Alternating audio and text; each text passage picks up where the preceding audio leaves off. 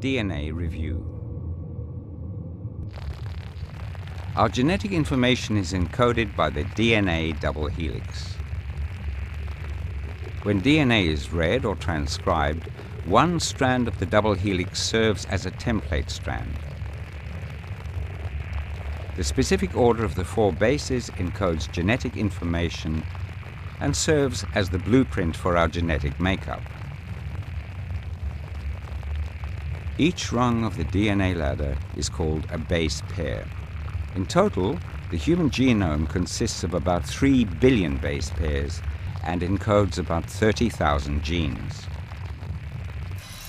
In our cells, DNA is wrapped around proteins like thread around a spool. The structure that we see here is called a nucleosome, which consists of the DNA helix tightly coiled around histone proteins. Histones have long extensions, called histone tails, which protrude from the nucleosome core. As we will see, modifications to both the histone tails and the DNA itself are indicative of whether DNA is active or not, and this is controlled by epigenetics. Epigenetics and the X chromosomes. Humans have 23 sets of chromosomes. The sex chromosomes, X and Y, determine the sex of an individual. Females have 2 X chromosomes, males have 1 X and 1 Y chromosome. Epigenetics refers to processes that instruct our cells how and when to read the DNA blueprint. As we will see, female cells use an epigenetic mechanism to inactivate or silence one of the X chromosomes in each cell to prevent abnormal development. We are now looking at cells from a female body. A full copy of the genome is found in the nucleus of every cell. Each cell has the same 23 pairs of chromosomes.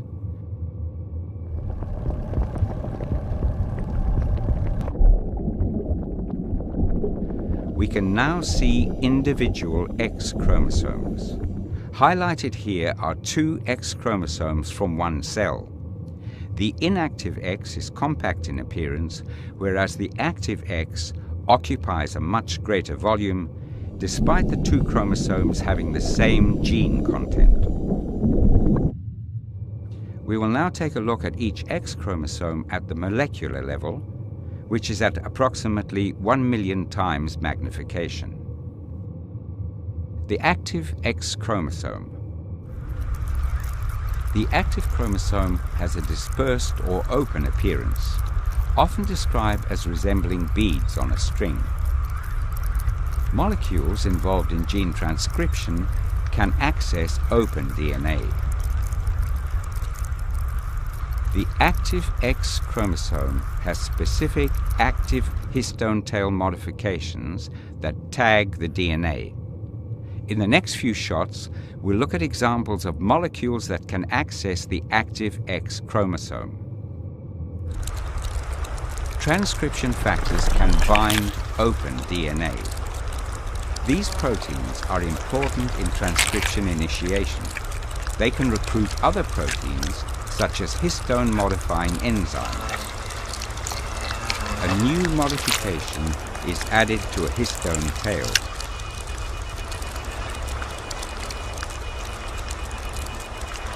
Open DNA is more loosely bound to histones,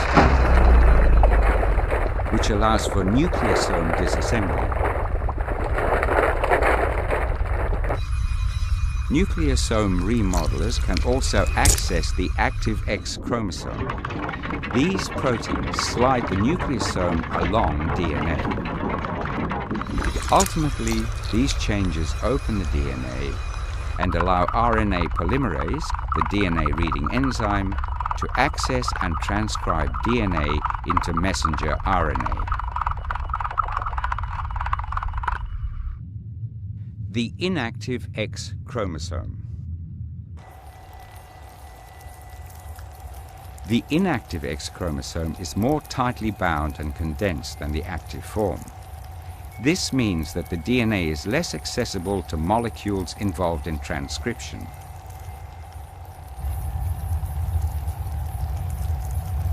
Inactive X has modifications, including specific inactive histone tail modifications, DNA methylation, and additional structural proteins that help to zip up the DNA.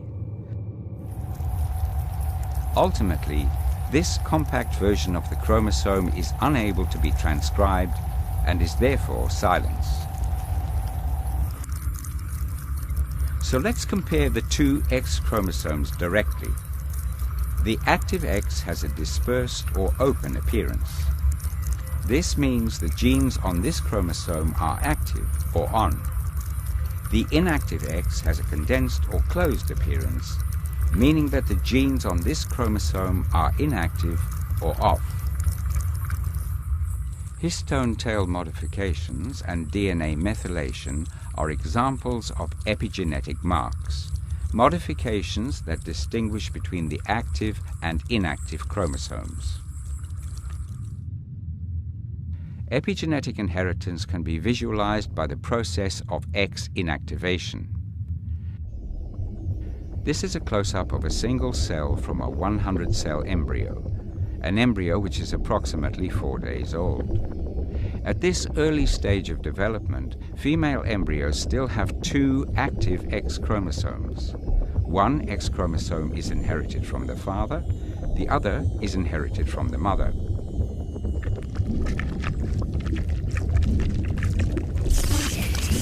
Around this time, the two active X chromosomes interact transiently and one is inactivated. The other is kept active. This process is mediated by both RNAs and proteins. The inactivation of the X chromosome involves the condensing of DNA. This is marked by the change in histone tail modifications, the arrival of structural proteins which help condense the DNA, and DNA methylation.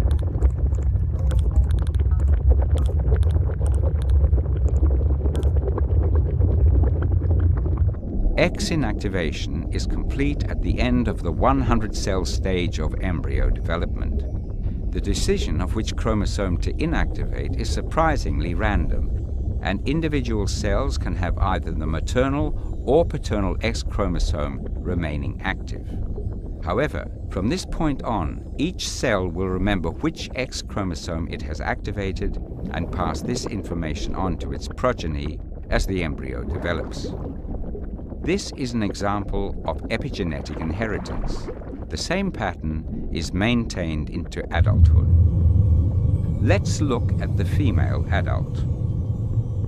If we could visualize X inactivation on the skin, you would see a distinct pattern based on the growth and migration of the original 100 cells in the 4-day-old embryo. While it is not generally visible to the naked eye in humans, you are probably familiar with this pattern as we see it regularly in calico cats. In cats, the gene that encodes coat color is found on the X chromosome.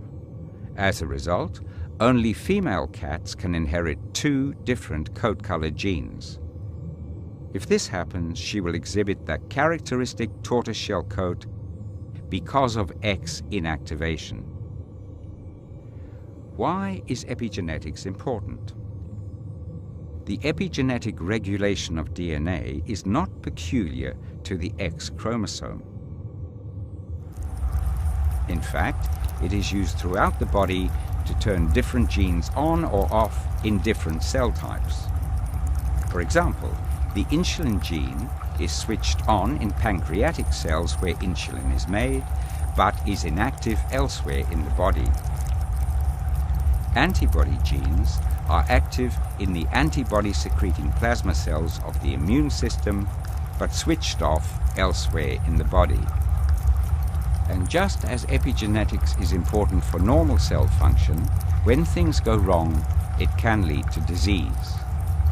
For example, there are certain genes in our bodies that protect us from cancer, collectively called tumor suppressor genes.